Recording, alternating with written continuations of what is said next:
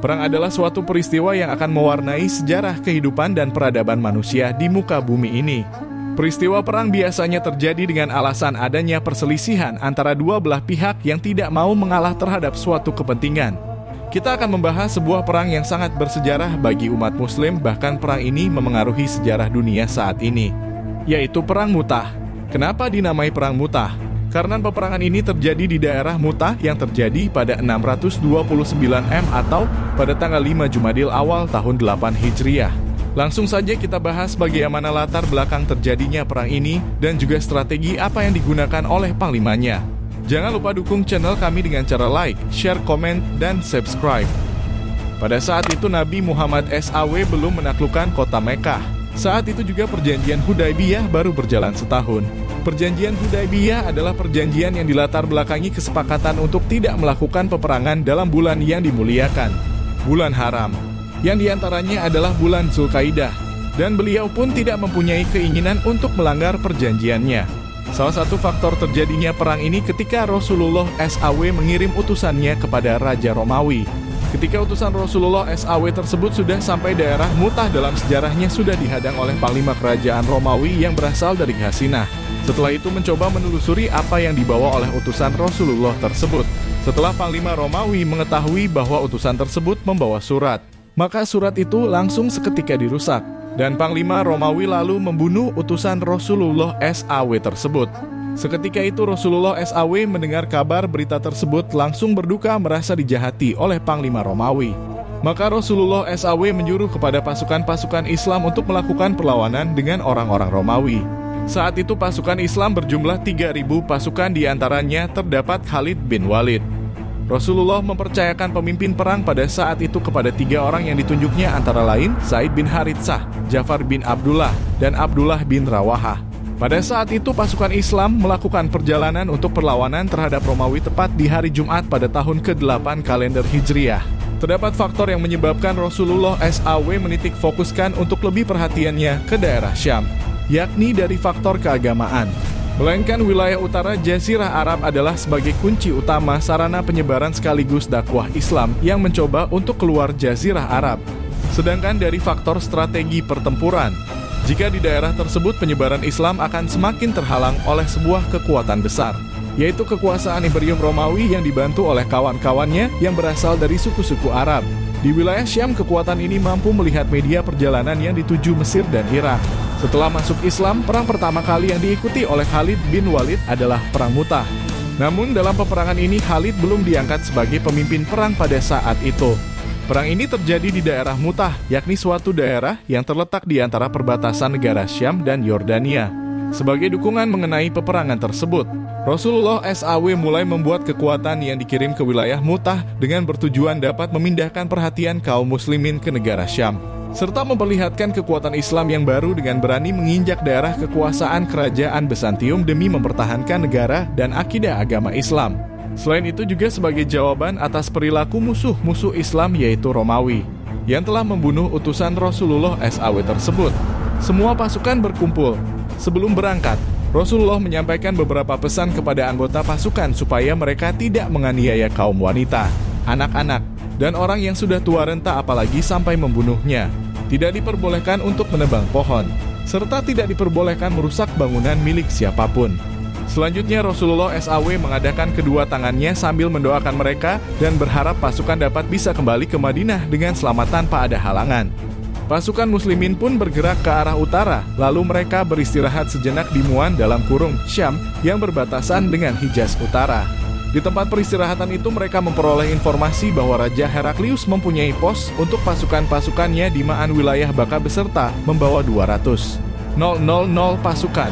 Pasukan Romawi menyadari bahwa kerajaan mereka yang telah tua renta, karena hal itu mereka mulai mempunyai rasa cemas dan takut untuk melakukan perlawanan terhadap kekuatan Islam. Mereka sudah memperkirakan terjadinya bahaya yang begitu besar yang dapat mengancam keselamatan mereka. Mereka memikirkan akan hal demikian dengan mengambil Syria sebagai batu loncatan untuk menaklukkan Jazirah Arab dan negeri-negeri Islam. Pergerakan pasukan Romawi yang berusaha menumpas kekuatan Islam dapat terdengar oleh Rasulullah. Beliau mengambil keputusan untuk mendahului musuh dengan serangan yang dilakukan mendadak sebelum diserang dahulu oleh pihak musuh, dan menyadarkan mereka akan kemampuan perlawanan Islam. Pada saat melakukan perjalanan, pasukan Muslim meminta untuk melakukan musyawarah dahulu, karena tidak terpikirkan sebelumnya oleh pasukan Muslim bahwa mereka akan berperang menghadapi dengan jumlah pasukan yang begitu banyak itu. Sedangkan tempat tinggal mereka sangat jauh dari posisi tempat pertempuran berada. Pada akhirnya mereka mengambil kesimpulan memberi kabar kepada Rasulullah melalui surat untuk menceritakan situasi dan kondisi terkait kekuatan musuh yang ada. Secara tiba-tiba Abdullah bin Rawahah melakukan pembicaraan kepada pasukan Muslim. Dia berbicara dengan lantangnya, "Wahai orang-orang Muslim, sesungguhnya apa yang kalian takuti itu adalah sesuatu yang kita sedang cari selama ini, yaitu mati syahid di jalan Allah SWT melalui pertempuran yang dihadapi. Kita berperang jangan terlalu memikirkan banyaknya jumlah musuh yang akan dihadapi, melainkan berperang demi agama Allah. Dengan niat seperti itu Allah pasti akan memuliakan kita. Maka ayo bangkit untuk berangkat berperang. Di depan sana ada 2 kemenangan besar yang akan kalian raih, yaitu mati syahid atau kejayaan Islam." Setelah beristirahat 2 hari lamanya, pasukan Muslim mulai berjalan menuju Masyarif, tempat di mana kekuasaan musuh berada. Pasukan Romawi pun semakin mendekat, sedangkan pasukan Muslim sedang berjalan ke arah Mutah.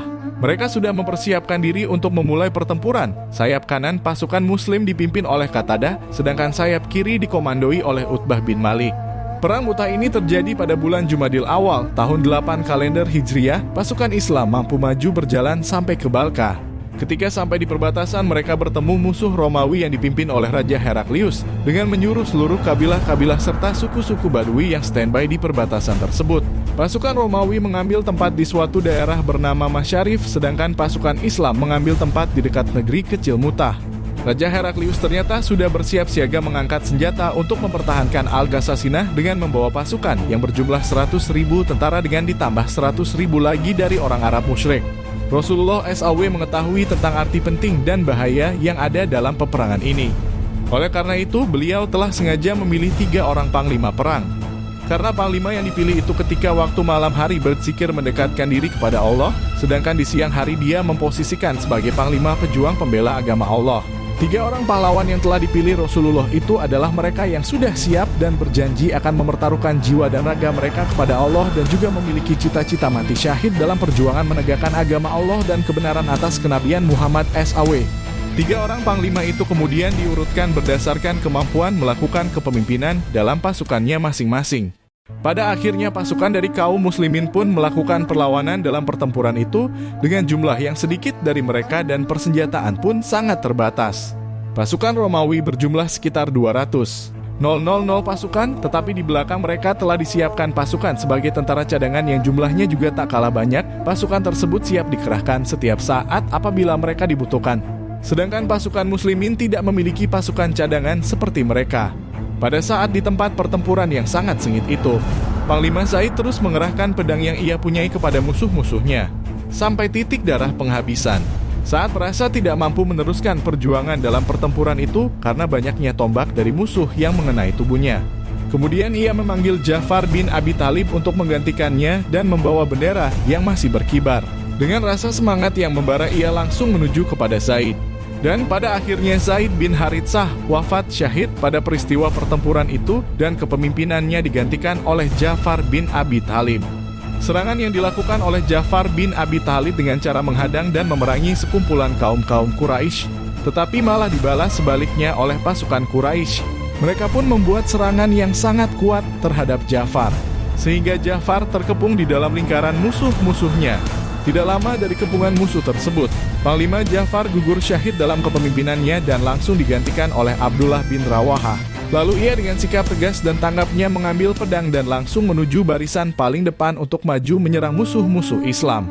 Sampai Abdullah bin Rawahah tidak mempunyai daya kekuatan dan pada akhirnya mengalami kematian yang syahid.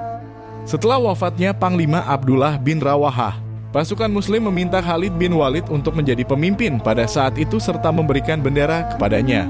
Tanpa berpikir terlalu panjang ia pun mengambilnya dan menyemangati pasukan umat Muslim untuk selalu terus maju tanpa pantang menyerah.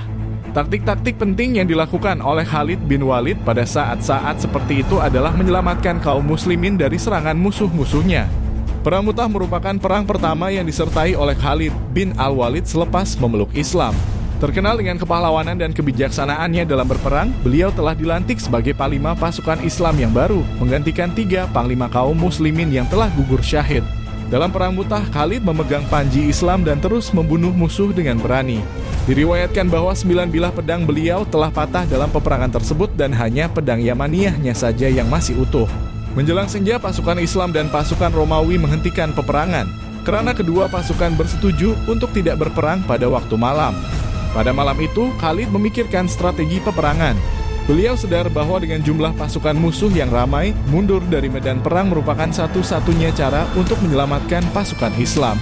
Namun, taktik mundur juga perlu disusun rapi untuk mengelabuhi pihak musuh agar tidak mengejar dan membunuh pasukan Islam. Beliau membagi semua pasukan Islam menjadi pasukan yang kecil, dan setiap pasukan kecil membentuk satu garis yang memanjang. Hal ini dilakukan supaya pasukan Islam terlihat ramai dan dapat menggetarkan pasukan Romawi.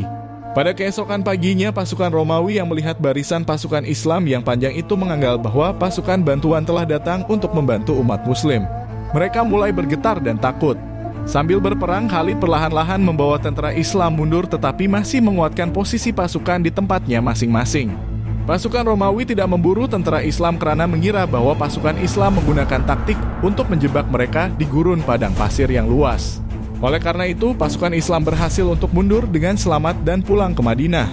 Meskipun bisa dikatakan umat Muslim belum menang, tetapi mereka tidak kalah, mereka hanya menunda peperangan. Dan akan dilanjutkan di peperangan Yarmuk nanti. Saat mendengar kepulangan pasukan kaum muslimin mendekati Madinah, Rasulullah dengan naik kuda menyambut bersama kaum muslimin dan anak-anak sambil berlarian. Kabar duka kekalahan perang disambut isak tangis. Kaum muslimin melemparkan tanah ke arah pasukan karena marah.